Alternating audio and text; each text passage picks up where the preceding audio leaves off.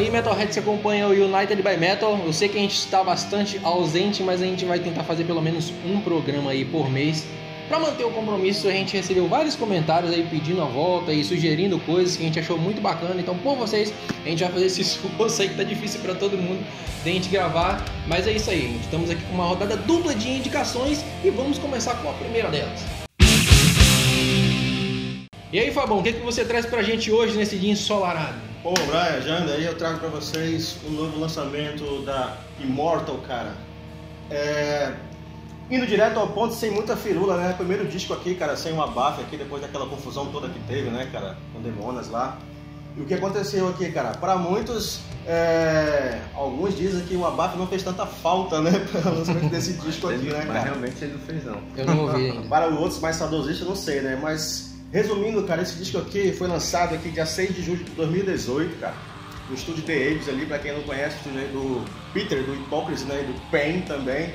Falando na formação do disco aqui, cara, desse novo do Immortal aqui, tirando o abafo lá, né, temos o Demonas, né, cara, nos vocais de guitarra aqui, temos o órgão na bateria aqui, e o convidado, o próprio Peter, que gravou as linhas de baixo do disco, cara. Então é uma formação aí de respeito, né, o Peter dando aquele suporte aí, cara. Cara, o disco chega aqui com 8 faixas, cara.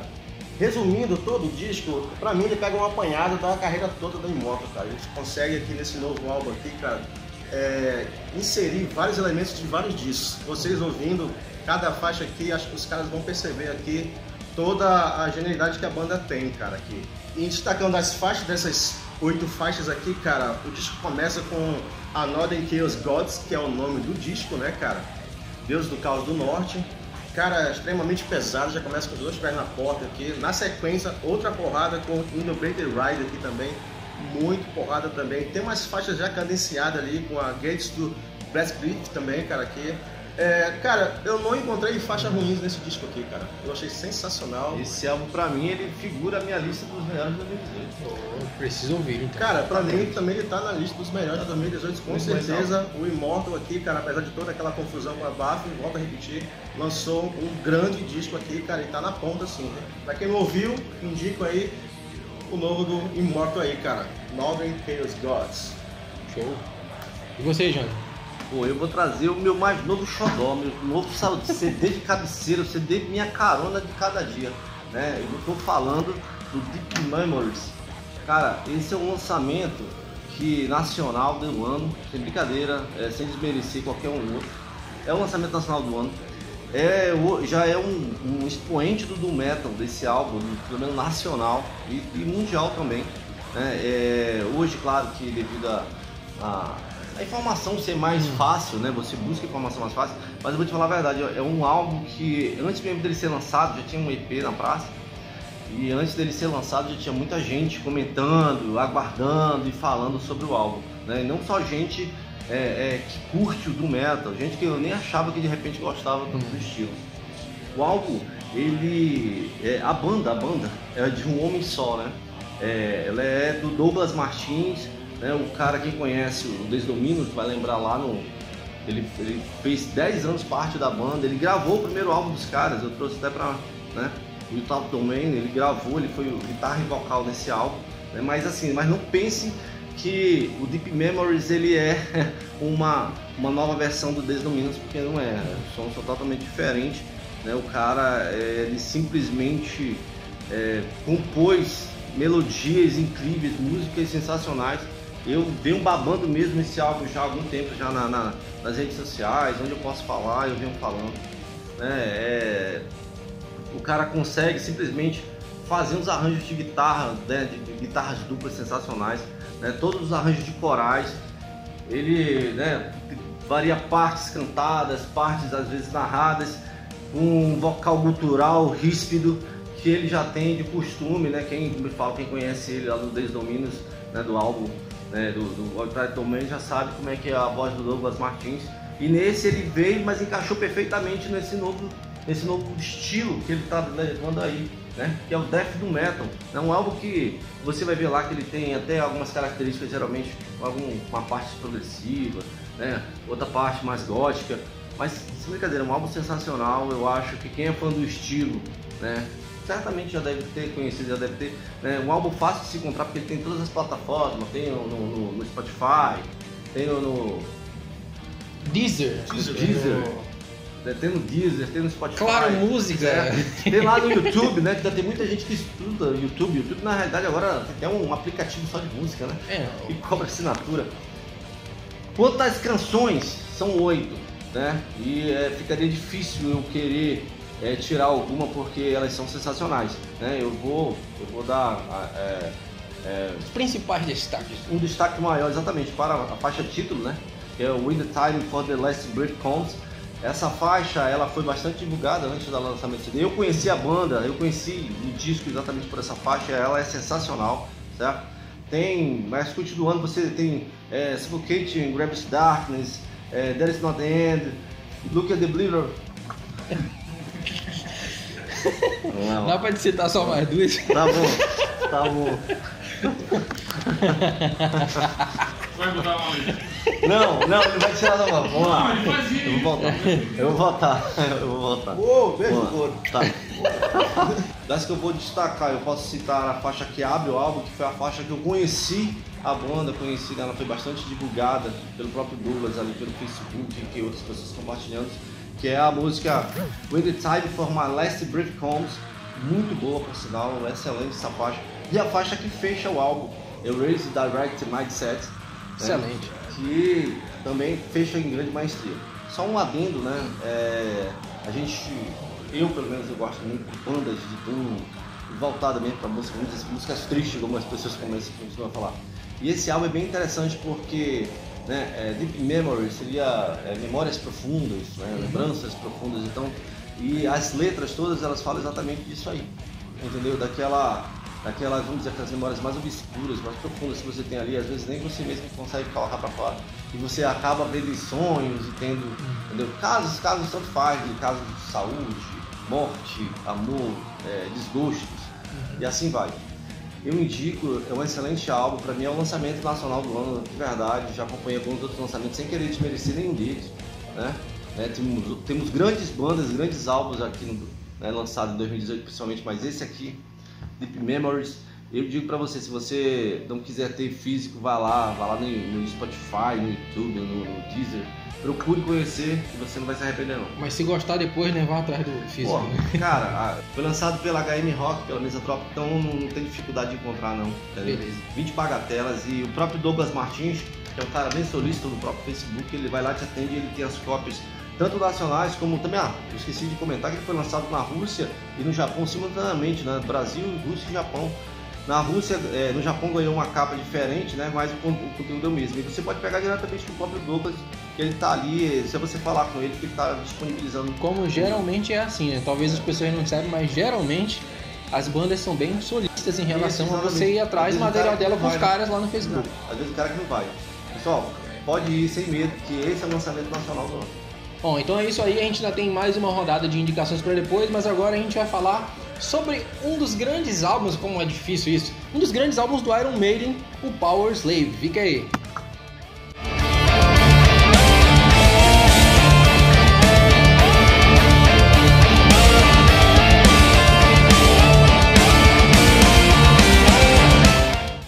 Bom, estamos de volta aí agora com o Márcio Freire.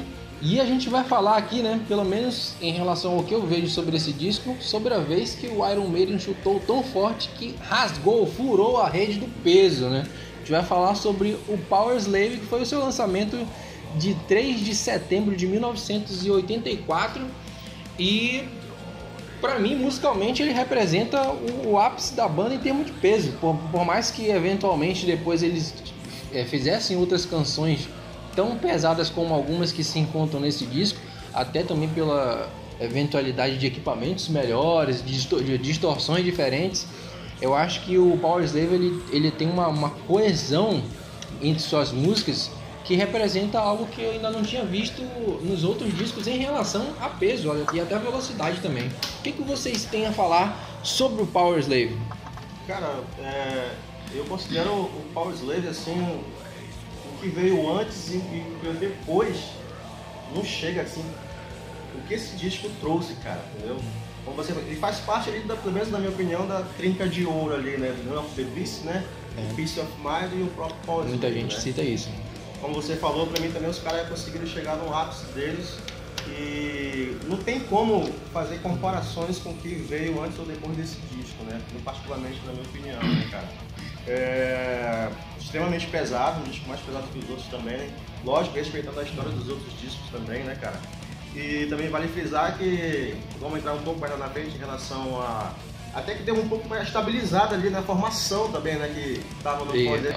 É o primeiro disco que tem a mesma formação do disco anterior, né? Exatamente, então é só aí já leva uma certa vantagem pelo fato de ter já um certo entrosamento ali entre os músicos, cara, né? Então, porra, cara, com certeza pra mim, esse disco aqui tem muito ainda a se falar aqui, mas passando a bola aqui, Márcio, joga um pouco aí da Cara, sua história. sabe o que eu acho interessante no Power Slave? Ele é um álbum de 1984.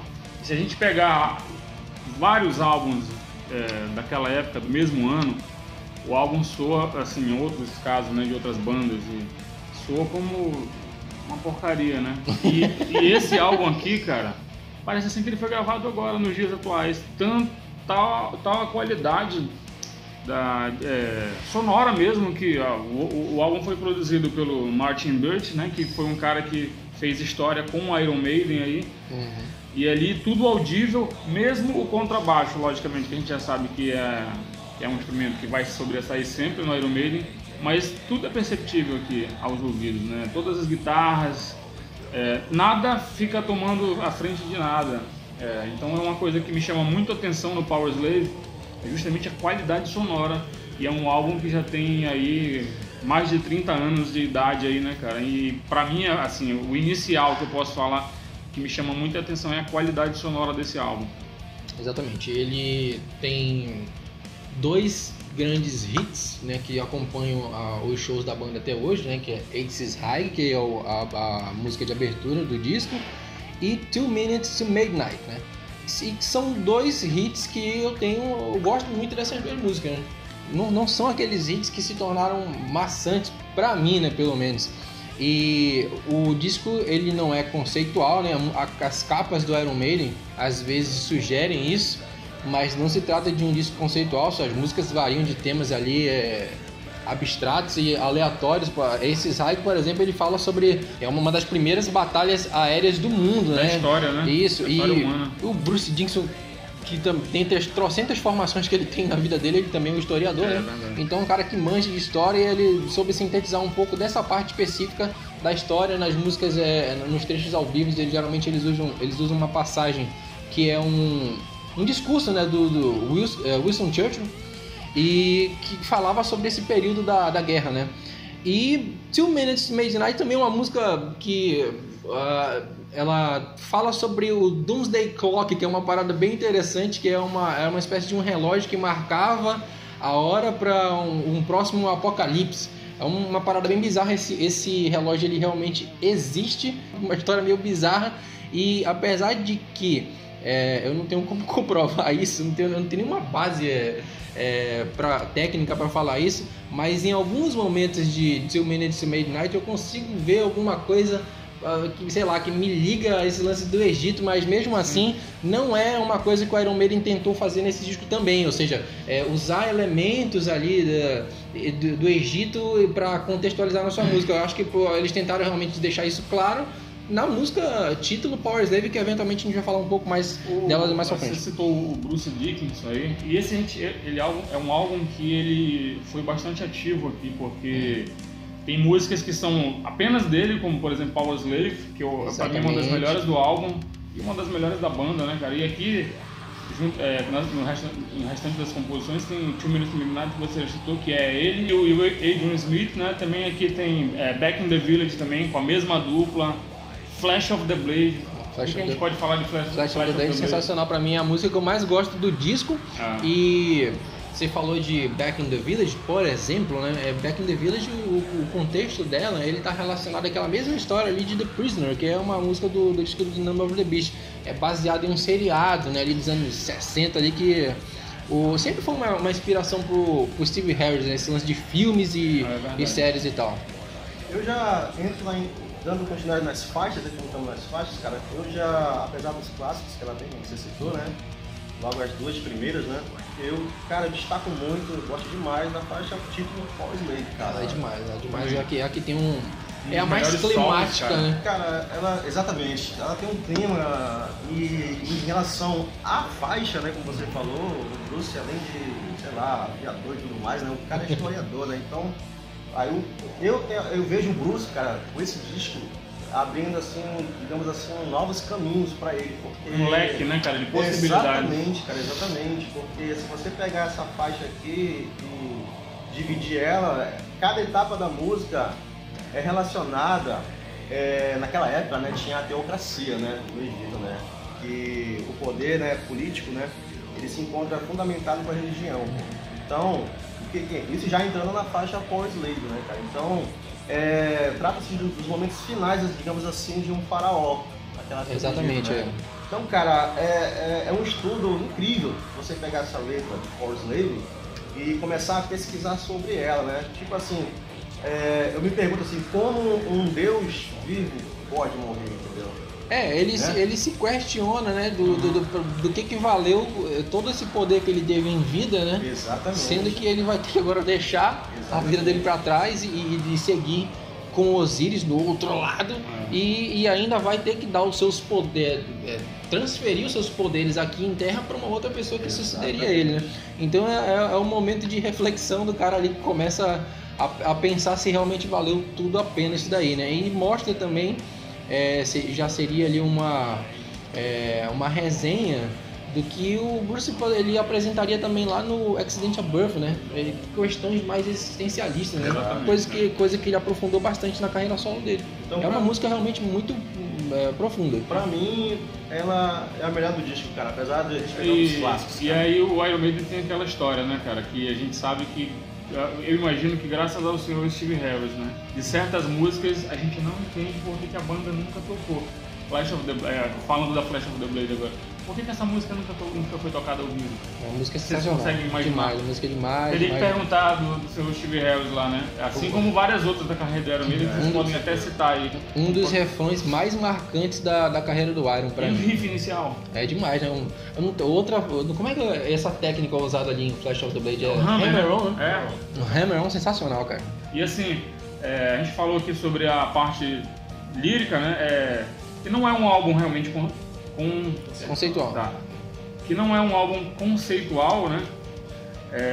Mas assim, que cada faixa fala de um tema específico e conta realmente uma história. Isso talvez incite as pessoas a achar que não, eu acho que tem alguma coisa que as pessoas às vezes ficam procurando, né? Uma ligação, não, tem uma palavrinha que principalmente pra gente que não fala o inglês, né? Exatamente, né? Então, cada faixa tem a sua direção, né? Embora muita gente fique procurando ali tem uma conexão aqui, tem uma frase que liga com a outra música aqui, na verdade são fantasias que a gente fica procurando, né? Mas que a gente sabe que cada faixa conta a sua história aqui. E pra vocês terem uma ideia de quanto o disco é tão gigantesco, cara, aconteceu nada mais nada menos que o World Slave Tour, cara. Sim, exatamente. Né? Então acho que vale a pena tocar nesse assunto rapidamente, porque foi um dos maiores turnês de todos os tempos. Do rock, né? De todos os tempos, né, cara? 331 dias, 187 shows, cara, é um absurdo, né? Maçante pro ser humano. E assim, de forma ininterrupta, né? Porque às vezes a banda faz 2 anos, às vezes até mais de turnê, mas fazendo pausas e tudo mais. Lembrando também que em 85 os caras passaram aqui no Rock in Rio. Cara. Então... E dessa turnê aqui saiu um dos maiores e melhores álbuns ao vivo de todos os tempos, que sempre é citado por milhares de pessoas aí, que foi o Live After Death, né? Exatamente. E eu acho que foi justamente depois dessa turnê que o Iron Maiden se tornou uma banda pop, né? Ela explodiu, porque o The Number of the Beast deu uma visibilidade muito grande pra eles, até pelos motivos errados, porque eles começaram a ser acusados de satanismo e um monte de estupidez. Então eles ficaram muito em evidência, principalmente dentro do metal, e foram atraídos um pouco pra mídia, pra fora, né, do underground. Só que a junção desse disco, que ele foi bem sucedido comercialmente, e uma turnê que possibilitou eles praticamente pro mundo todo, né? Fez com que o Iron Maiden realmente se tornasse uma grande potência da música. E nessa final dessa turnê foi a primeira vez que o Bruce Dickinson falou em deixar a banda. Não por problemas entre os integrantes. É lógico, isso acaba acontecendo, né? Todo dia você levanta, tá vendo a cara dos mesmos rapazes ali, você vai dormir, no outro dia levanta a mesma coisa durante um ano. Lógico que acontecem intrigas e conflitos, coisa que é normal, mas ele falou que foi a primeira vez que ele pensou em deixar a banda. E a gente pode dizer que ele tinha recém entrado na banda. Exatamente. Tinham 3 discos, mas não fazia tanto tempo que ele tinha entrado na banda, né? Tá o estresse, né, cara, que é lógico, a vida de rockstar é uma vida foda, mas também rola um estresse que a gente imagina, que a gente sabe que acontece, não é? A vida não é só rock and roll toda hora, né? E a banda crescendo constantemente, né, cara? E a pressão crescendo. A pressão crescendo com a fama, né, cara? É verdade. O tamanho que a banda tava chegando. Né? E também, não sei dizer se é o ápice, mas com certeza foi o primeiro grande trabalho do Derek Riggs, que essa capa, ela é fenomenal. Sensacional. É claro que para ganhar dela em termos de detalhes, só ali no Summer in Time. Mas é uma capa realmente grandiosa, é uma das capas do Iron que tem vários detalhes que você pode observar. Ela só não causa aquela mesma paranoia do Summer in Time, porque a gente já falou sobre isso, diz que ele realmente tem coisas para contar nos seus detalhes. Essa daqui talvez não, mas tem algumas coisas interessantes. Tem o Mickey desenhado aí perdido. É uma capa muito legal, cara. Mas se eu não me engano, o Derek Riggs é praticamente o criador de todas as capas do Iron, né? Sim, mostra uma evolução bizarra dele em relação aos trabalhos anteriores. E já começou a ambição dele aí, né? Inclusive o próprio criador do mascote da banda também. Né? Exatamente. Também justamente registrado com ele. Então é um álbum assim que, assim, por incrível que pareça, cara, não é o melhor da banda pra mim, mesmo ele sendo um álbum. A gente pega aqui o tracklist, vou procurar uma música fraca. Não tem, cara. Até a instrumental, que muita gente não gosta, mas até essa daqui é muito interessante. É bastante interessante essa música. Lost for Words. Eu acho ele o mais pesado, né? Como eu já falei no começo. Não é o que eu mais gosto, já cheguei a falar no canal aqui que o que eu mais gosto é o Summer in Time, mas eu acho ele o mais pesado. Eu colocaria ele no segundo lugar aí. Depois do Summer in Time, ele é um dos que eu mais gosto. E assim, pra fechar assim da minha parte, né? Algumas bandas já bem, um tanto quanto conhecidas, já fizeram alguns covers de música desse disco, né? O caso do Testament, que fez o cover da música Power Slave, que é um super cover. Além de a banda como Ancient Wisdom também fez, Dark Caden também fez cover dessa... Arch Enemy fez Aces High. E 2 Minutes to Midnight foi coverizada pelo Primal Fear também, dentre outras bandas, né? Dentre outras que a gente não tá ligado. Pela minha parte, momentos finais, Brian. Sim, pra mim encerrou. Pelas minhas partes, cara, só tenho a agradecer, né, o Iron Maiden por esse grande disco, cara, porque tá marcado na história e continua aí, cara, vivo e forte. É até difícil falar sobre um disco desse, porque ele é um daqueles discos que praticamente todo mundo que gosta de música pesada já conhece e provavelmente tem entre os seus preferidos, né? E aqui no Brasil ele é um álbum muito querido também porque foi na turnê desse álbum que a banda veio, na época do Rock in Rio, e na época que, ali 85, né, um pouquinho antes, as pessoas começaram a se ligar no heavy metal no Brasil, e foi justamente com o Iron Maiden que teve o boom, né? Independente até do Rock in Rio, lógico, o Rock in Rio teve a sua parcela nesse boom, mas o Iron Maiden, hoje no Brasil, é uma religião muito por conta desse álbum aqui, cara. Dessa época aqui, e da consequente turnê, né? É verdade. É isso aí. Bom, e pra você, qual é o disco mais pesado do Iron Maiden? É o Power Slave? Então cite qual é se não for ele. E qual é o melhor álbum da banda pra você? A gente volta depois com mais um quadro de indicação de álbum. Valeu! E aí, Márcio, o que você traz pra gente de indicação dessa vez? Rapaz, a minha indicação, eu conheci uma banda coisa de 2 meses atrás aí, uma banda grega, e aí por curiosidade, né, eu gostei do som da banda e fui dar uma pesquisada na cena grega atual. Lógico que a gente já conhece muita coisa da Grécia ali, o Girls G, que fez inúmeras bandas, que foi inclusive guitarrista do Ozzy, Rotting Christ, Suicidal Angels. Ele lançou um disco solo esse ano também, bem interessante. Exatamente, entendeu? E aí eu fui dar uma olhada nas bandas mais atuais, e cara, a cena grega ela tá fervilhando, cara. E eu vou apresentar uma dessas bandas aqui, que é a banda Violent Definition, que é uma banda ainda para o restante do mundo, ultra underground, né, cara? Tem poucas informações, mas o que vale pra gente é, no caso aqui, é o som, né? E assim, vou logo dar um aviso para quem, antes de começar a falar. Você é daqueles que procura originalidade na música e só dá a chance para novas bandas que forem originais, então essa banda aqui com certeza não é seu caso. E também não é o caso daquelas pessoas que gostam daquele thrash metal mais trabalhado, mais melodioso, porque aqui, cara, é porrada atrás de porrada, entendeu? Não tem concessão, não tem melodia, é só cacetada uma atrás da outra. Tava até rolando aqui quando a gente chegou para fazer a gravação. E assim, uma banda de Atenas que existe já desde 2008, mas sempre tem problemas para manter membros, até para fazer ensaio era complicado para eles, lendo a história deles, né? Mas em 2018, esse ano, eles conseguiram fixar uma formação e gravaram esse álbum chamado Life Sentence. É o primeiro álbum deles, né? Ele já tem uma demo lá atrás. E, cara, são 37 minutos de porradaria. Como eu falei, não tem muita concessão aqui pra melodia, logicamente, tem umas partes cadenciadas, mas pegando o inteiro do álbum, é só porrada, cara. Algumas referências que eu posso dar pra você se situar, antes de você escutar. Destruction antigo, cara, porque muito da crueza das guitarras do Destruction, os caras beberam nessa fonte. Living Death, algumas bandas mais underground, né? Living Death, Razor, e também tem algumas coisas de Creator, cara, antigo, aquela parte menos melodiosa, né? Que hoje o Creator é uma banda bem diferente do que ele era antes, mas tão boa quanto antes. Exatamente. E aqui a formação da banda, só pra gente informar: Iron Beast no vocal, o Nick P, que é o guitarrista, Chris Zoukas, que é o baixista, e o Malston, baterista. E é engraçado que esses caras aqui, existe uma colaboração muito grande na cena grega, porque eles fazem parte de várias bandas, entendeu? Tem muita banda thrash metal lá, mas tem outras bandas death metal surgindo, de heavy metal. Então assim, a cena grega hoje em dia até me surpreendeu, né? Porque eu só conheci os medalhões que eu já citei aqui, alguns, como por exemplo o Rotting Christ.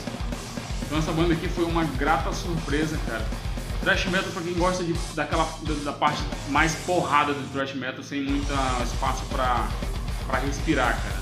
Então, pra quem busca banda nova, e principalmente nesse estilo thrash metal, eu indico aqui, cara, o Violent Definition, que é uma banda foda. Bom, desde o ano passado, né, quando eu tava tentando qualificar um pouco mais as minhas indicações pro quadro que a gente faz dos melhores do ano, né? A partir de 2017 eu comecei a praticamente ouvir todos os lançamentos com o mínimo de critério possível, né? Saiu um lançamento ali naquela lista da Wikipedia. Se você, por exemplo, puder me sugerir algo melhor, eu agradeço, porque ali na lista da Wikipedia muita coisa nacional acaba não sendo adicionada lá. E eu não sei porquê, porque a Wikipedia qualquer pessoa pode editar lá, então os caras de bandas nacionais eles podem colocar lá seus lançamentos também. Então ali eu pego aquela lista ali de lançamentos e vou ouvindo tudo, eu ouço parte de uma música. Se eu ver que tem elementos que não é o que eu gosto, como por exemplo um metal com rap, esse tipo de coisa, aí eu pulo. Mas agora se eu ver que tem aqueles elementos tradicionais ali, independente de for metal melódico, black metal, death, thrash, etc, eu vou ouvindo. Então eu comecei a ouvir muita coisa de lançamento, tanto de bandas antigas quanto de bandas novas, e eu acabei conhecendo muita coisa. Então desde o ano passado eu faço isso. Então para esse ano eu já escutei muita coisa. Eu ainda estou ali nas bandas de junho, por isso que eu ainda não ouvi do Immortal, que foi lançado em julho. Então eu vou ter que, nos nossos vídeos de indicações aqui, indicar mais de um disco, porque senão eu vou deixar muita coisa de fora. Eu acho que os lançamentos de 2018 eles estão bem legais, melhores do que do ano passado, né? Não tão bons quanto em 2016, que 2016 ainda tem uma memória bem legal daqueles lançamentos lá de 2016, mas tem muita coisa boa sendo lançada. Então eu vou ser sucinto aqui em 3 indicações para vocês. Espero que vocês confiem nas minhas indicações para ouvir, aí sim depois você faz a sua avaliação se gostou ou não. São 3 bandas de heavy metal. A primeira é a Bullets, que é uma banda sueca, cara, que foi formada ali pelo Hampus Klang, que é o guitarrista, e o Dag Hellhofer, um gordinho vocalista, que ele manda muito bem, tem uma veia assim meio Accept, mas não sugada. Assim, quando você ouve, você não vê ali o doído ali, mas tem uma inspiração naquele lance mais rasgado, sabe? O vocal dele é muito bacana e tem um heavy metal bem vigoroso ali, uma forte influência da New Wave of British Heavy Metal também. Aqui você vai encontrar guitarras bem inspiradas e uns refrões sensacionais. Destaques definitivos ali para Hollow Ground, Field of Fire e Screams in the Night. Essa música é muito bacana. A minha segunda indicação é a Haunt. Essa Haunt eu tive que pular um pouco, né? Ela, acho que ela é de agosto esse lançamento, porque eu recebi uma foto no grupo de WhatsApp ali, é de uma revista gringa que colocou ali um top 20 dos melhores lançamentos de agosto, e o Haunted estava em primeiro, Haunt. Aí, pô, eu deu curiosidade de saber qual era o som da banda, então eu acabei pulando ali etapas e saquei o som dos caras, né? Eles lançaram o disco Burst into Flame, e é uma outra banda bem legal de heavy metal, um heavy metal ali tradicional, e que você pode até lembrar em alguns momentos do Ghost, cara, principalmente do primeiro disco, basicamente do primeiro disco, um pouco por causa da voz, cara, do vocalista, que eu tive um pouquinho de dificuldade de gostar. Uma voz um pouco estranha, mas as guitarras dos caras, as melodias das músicas, elas acabam te cativando bastante e você acaba se acostumando com a voz dele. Eu tive essa impressão, eu não gostei muito da voz dele a princípio. É o Trevor William Church, ele é guitarrista e vocalista da banda. Mas depois que você ouve o disco todo, cara, você com certeza acaba se acostumando com isso e depois até gostando de algumas partes, alguns refrões. Acaba assimilando. Acaba assimilando. E o destaque aqui principal do disco pra mim vai lá pra Looking Glass, que é uma das últimas músicas, e Can't Get Back, cara. Cara, você tem que ouvir, tem melodias muito legais de guitarras nesse disco. E a minha última indicação é Salem, cara. Essa daqui é bem interessante, é a Salem do Reino Unido. Tem algumas bandas com esse nome, né? E é difícil de você encontrar material desses caras. É uma banda antiga ali, cara, da New Wave of British Heavy Metal. Só que mesmo naquela época eles não lançaram tantos materiais assim.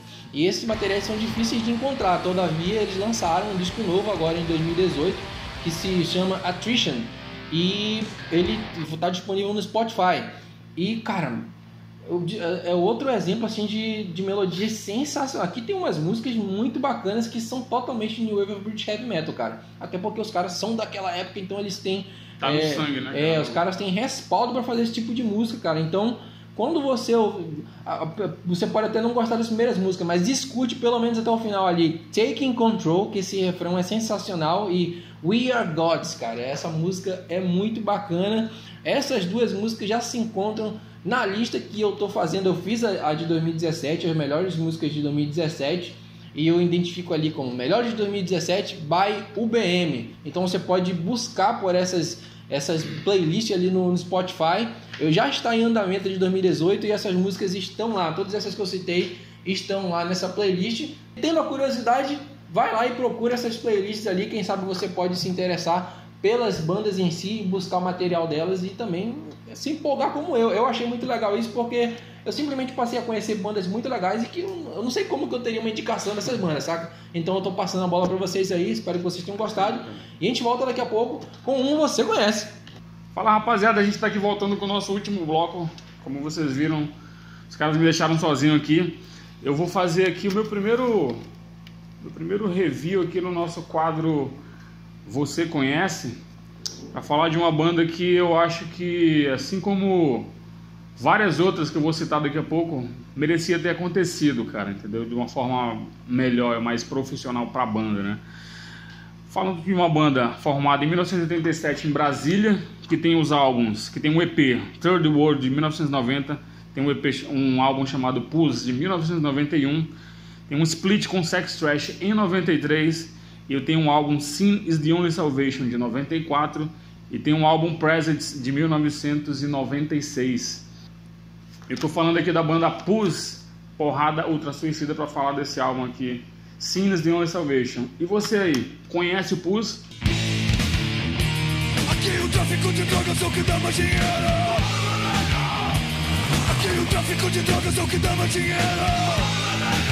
Então, assim, a história do Pus, cara, eu considero muito interessante pelo seguinte, eles começaram com uma banda de death metal, né, como várias outras bandas ali do final dos anos 80 aqui no Brasil, e foram moldando o som, cara, passando pelos álbuns que foram lançados até chegar aqui nesse álbum, cara, Sinners The Only Salvation, que conta na formação aqui com o Rodrigo na bateria, o Ronan, vocalista da banda, Selvagem, foi o baixista que gravou o álbum, e a nossa querida Siang aqui. Quem nunca ouviu falar da Siang, né? Quem não conhece a Siang, que depois ficou famosa aí, logicamente, pelo talento dela primeiro na banda, né? E aqui nesse álbum ela mandou ver em todas as músicas, né? Com participação em algumas outras músicas de alguns integrantes da banda. E aqui, cara, a banda tá fazendo uma continuação do seu som, mas uma coisa um pouco mais thrash, né? Que no começo o que no começo era mais death metal, aqui tá um pouco mais thrash. E eu acho que justamente pelo fato da Siang ter comandado as composições do álbum, entendeu? E assim, a banda ela foi evoluindo, né, com o passar dos anos. Como eu falei aqui, citei alguns álbuns. Por exemplo, a banda tocou num festival chamado Super Metal Festival em 1994, juntamente com Creator e várias bandas brasileiras, The Mist, Corsos, Vulcana, abriu shows do Anthrax, do Fight, tocou aqui em Manaus na turnê desse álbum, do Sinners The Only Salvation, em 1995. Nessa época eu tinha 15 anos, não fui, acho que falta de grana, porque eu já frequentava show desde os 14, e foi um show que eu infelizmente não fui. E quando a banda chegou aqui, cara, no Sinners The Only Salvation, eu considero assim que pra mim foi o ápice. Eu tenho até uma revista aqui, a revista Metalhead, que foi a primeira revista de rock que eu comprei, que inclusive é a capa número 1 da revista, que é com o meu querido James Hetfield aqui na capa. E aqui conta um pouquinho da trajetória dessa época da banda, que eles foram pra Europa fazer uma turnê de divulgação do álbum, né? E aqui, cara, na entrevista tinha toda a pinta de que a banda iria acontecer, entendeu? Porque lá, naquela época, o Sepultura tava estouradaço, entendeu? O Sepultura batia de frente com qualquer banda de fora, né? Banda gringa.